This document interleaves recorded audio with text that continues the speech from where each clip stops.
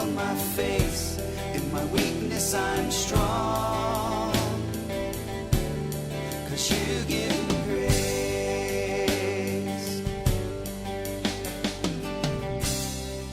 Lord, who am I that you would be kind to me? Hey everybody, how y'all doing? This is Rick White and Lowell Pass with No Good Christians. We're excited to be back. How you doing, Brother Lowell? Doing great, brother. How you doing? Oh man, I'm living the proverbial dream, the COVID unemployment dream today. That's a fun dream to live, huh? Wow, But a lot God of is fun. God's doing some amazing things though, bro, as you know. Yes, he is. First of all, he's removed the mask because I used to have a brick wall behind me. But Yeah. that's always been that way actually. We just usually have a green screen here. But the reason we don't, Lowell, is because we're filming another kind of video. Why don't you tell them what we're doing, man? Wow, I'm so excited about this. I mean, the Lord moved upon you, a while back with the whole job situation. I know you were in a career, but you weren't really, over enthusiastic about that particular thing because your call has always been to serve God. And I've known you for almost 4 decades, that as a person who wants to minister to others and share the good news of the grace of God through Jesus Christ. And the beauty of that is that we did this little program here, the No Good Christians, because of a book you wrote. But now the Lord has really expanded that and moved on you and your wife, Kim, and myself as well, to form and start a new church, an online church of all things. Yeah. And we call it Grace Online Church. And boy, the response is overwhelming. We're getting 1,000 likes. We're getting 300 or 400 people on our Facebook page. And then we've already got a few dozen members.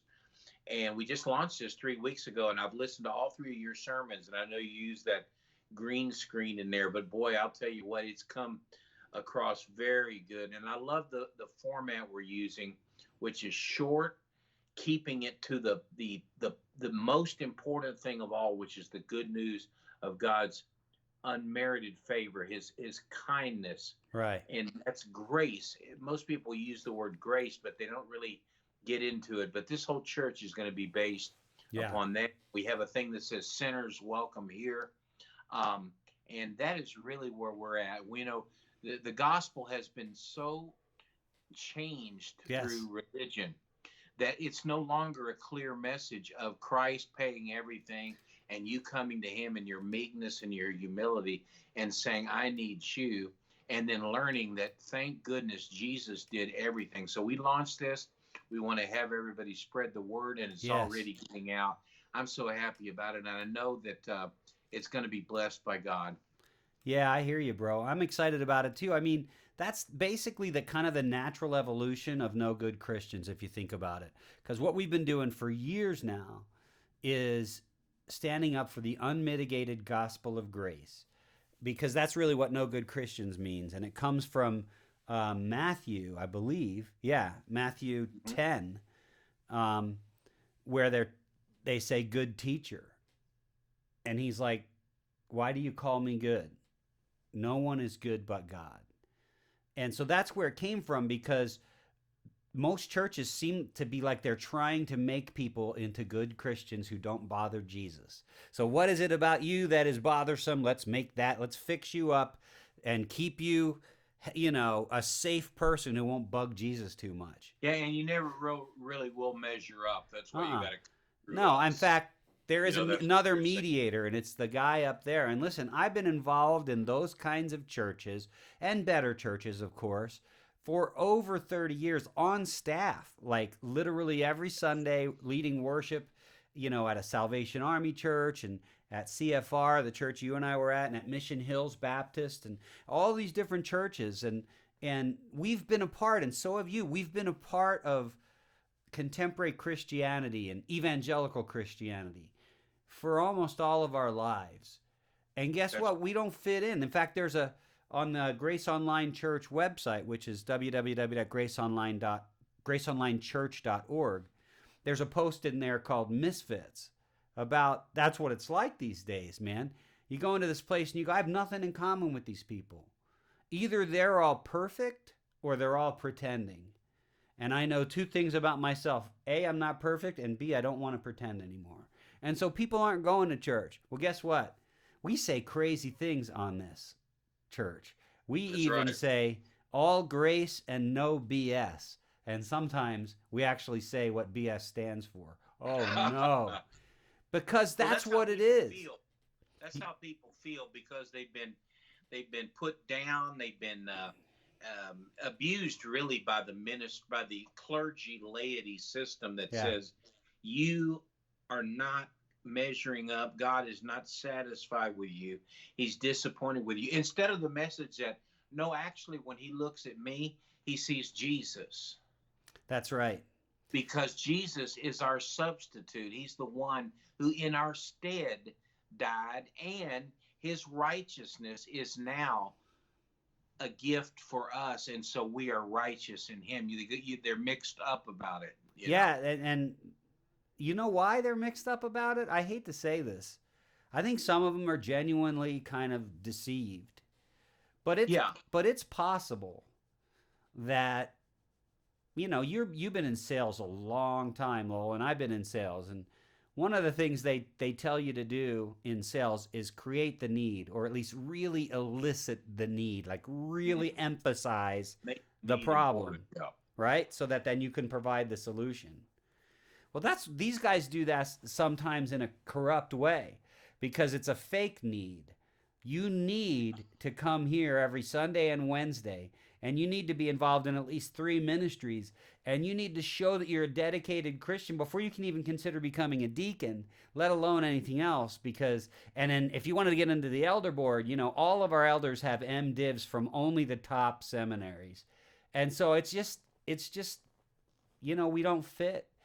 But that doesn't and it's so resemble contrary to the way Jesus himself was. Right.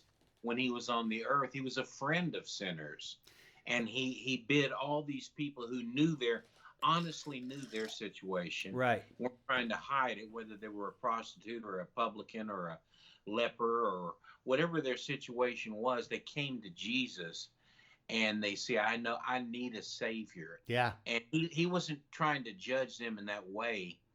He was trying to say, I'll take care of you, You're absolutely right, Lowell. The people that came to Jesus in humility, first of all, the word says, "I will in no wise cast you away." That's right. And even in his earthly ministry, before he had died, because before Christ we look forward to the cross, right? And after Christ we look back to the cross. So even though he was going to die, he hadn't died yet, but that still didn't make him any less God. That's why he could look at the thief and say, today you'll be with me. And he could look at others and say, come to me and I'll give you rest. There was that kind of period where he was saying, come to me now. But after I die and resurrect, everything changes. Come to me. Bring your cares and burdens to me. I go to the Father. You need me to go to the Father, he said, right? So I can make intercession, And so it's like, it's the perfect way to take care of his people. He says, come to me if you're tired, right? And that's what the sermon was about this week. Come on. If you're tired, I sound like Joe Biden. Come on, man. Yeah, come on, man. And the thing about it is the old covenant, which was the old pact, or they say the viejo pacto, which is the old pact, the old agreement. It didn't make anybody righteous. It made us all realize how we could never make it. Even 10 commandments, much less the 633 that are part of the old covenant. So we couldn't live under that. And first of all, the old covenant I think we've said this before, was never for Gentiles anyway, was only for Jews. That's right. But it may shock some people, but the truth is the Old Testament, including the 10 Commandments, were never for you. That's a fact. And thank goodness, because we couldn't have lived up to them. As all the religious Jews figured out, they couldn't either. They needed the Messiah to come and save them. And so we have a new covenant, a new agreement, and that's part of the confusion, is that people are still being led to believe that the Old Testament has a hold over them, or the Yeah. Old Covenant, No, when it it's has no play at all. that's right. It serves its purpose exactly. And the Bible itself tells us what the purpose of the law was, to expose our sin. That's its purpose, Yes. not to heal our sin, And, you feel like these righteous Pharisees, Jesus was never, he was never mean to humble people, but he didn't like the people No, he who didn't care for thought the they were religion. wise religiously. And that's what those guys did. Those Pharisees are like, all right, I know the law says, when it says they were experts in the law, they were experts in getting around the law. That's why Jesus, if they'd have kept the law really, really well, he might have complimented them. But Yeah. but instead, he had rebuked. he had zero compliments. You know why? Because they saw religion as a system that they could manipulate. And religion is a system, and it's a system from the devil. Yeah, it's a systematized error. That's right. exactly. And he's like, I never knew you, I never owned you, you're whitewashed tombs. He says those kinds of things to people who Think that they're they think they're wise and clever in spiritual things. Spiritual things. I think that's what he's talking about there. You know what I mean? yeah, it- Because all of us are arrogant and think we're wise in some ways. sure. But when you end up in front of Jesus, the Son of God, telling him that he is possessed of devils because you are the teacher of the things of God, and you're You talking to not God. only missed the Messiah, you called him a devil. Exactly. You know? You know what? And so it's I guess the reason we went off on that little tangent was just to say that God hung out with prostitutes, wine bibbers, notorious sinners, and this new church, Grace Online Church, is for people who understand that they're messed up, which is all of us. And there's people out there today who think they're wise and clever, and they won't like our church. No. They won't even like the sign that says sinners welcome. Sinners here. welcome here. Right. They won't like the fact that we still call ourselves sinners. Now, here's the deal. We sin, but we are seated at the right hand of God, right? We're That's both, what we as believe. Tullian would say, Tullian, yep. both sinners and we're saints. There's a Um, Latin phrase. It's I love Latin because I studied Spanish a little bit, right? So in Spanish, and I will butcher this, and you'll get it better. A lo mismo tiempo, pecador y santo. At the same time, sinner and saint. But they say that in Latin. So That's there's right. there's a Latin phrase that's been in the church forever. For thousands, hundreds of thousands, hundreds or 1,500 years or whatever, and it says, at the same time, we are sinners and saints. And Yeah, and even the if you look at the epistles, like even a First, Second, and Third John, he talks about that. How if you say you have no sin, you're lying. And then it says, "Little children, I pray that you sin not." but if you do, if you sin, we have an advocate with the Father. So that proves right there that little children, the sons of God, the daughters of God, the people of God, also still fall short and have an advocate That's right. with the Father. well, and look at, I mean, you can see, I think Paul rebuked Peter, or Peter rebuked Paul, or somebody couldn't work with Timothy, and there was all kinds of real stuff going on, and so I mean, I don't know where I was going with that actually, but All that I'm to say, we welcome all of you to Yes. transfer over. This broadcast, we're going to keep all the archives. We'll keep this going a while, but I'm telling you, the thing is really happening with the Grace Online Church, and we welcome you to try it out, to listen to the sermons, to check out our pages. Yep, Kim And posted I the think- link in the comments already. What's that? I'm sorry, Kim posted the link to the church in the comments. Oh, great. Yeah, please check out whatever, I'm sorry, I didn't mean to interrupt you, Lowell. You were on a roll there. No, that's it, man. I just wanted to welcome everybody and invite them Yeah. to come Gr- to Grace Online Church. Grace I'm Online amazed Church. again that name was available, because here's what we learned through Barna and different church resources, is that 1 out of 5 evangelical churches is closing due to COVID. They could not maintain it.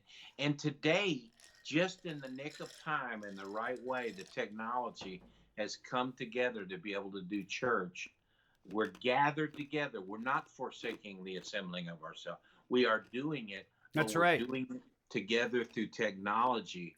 And this will just get even more and more available to people. That's right. And I've already had to defend this concept against some of those legalistic Pharisees out there who say you can't have church online.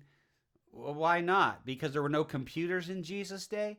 Let me tell you what. If Jesus waited until 2020 to come the first time, he may not have been broadcasting every day, but I guarantee you his disciples would be on Facebook saying, we got to get this word out. They would use social media. Because what was social media of the day? Itinerant preachers moving from group to group. So right, and even cell groups in homes. Well, that's not the church, yeah, church that's said, nonsense. Listen, where 2 or 3 gather in my name, I am there in their midst.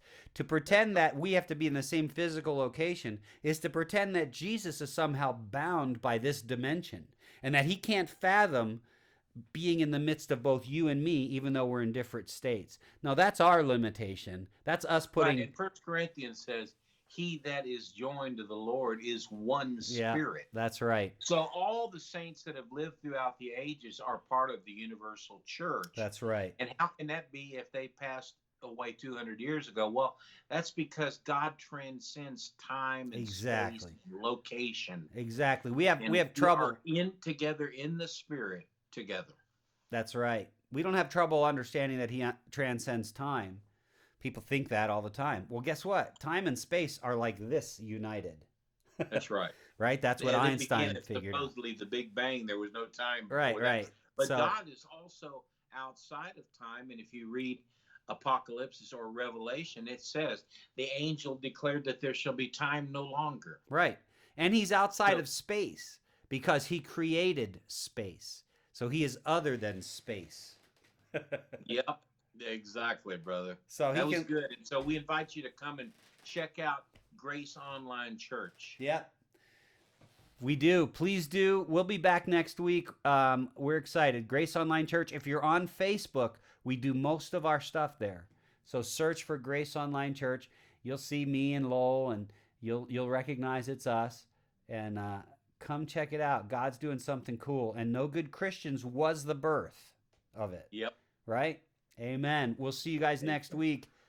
God bless everybody. Have a great day. See you later. Bye-bye. 'Cause you give me grace and strength to endure and faith to believe that your promise is sure. I can lift up my song as I fall on my face. In my weakness I'm strong. 'Cause you give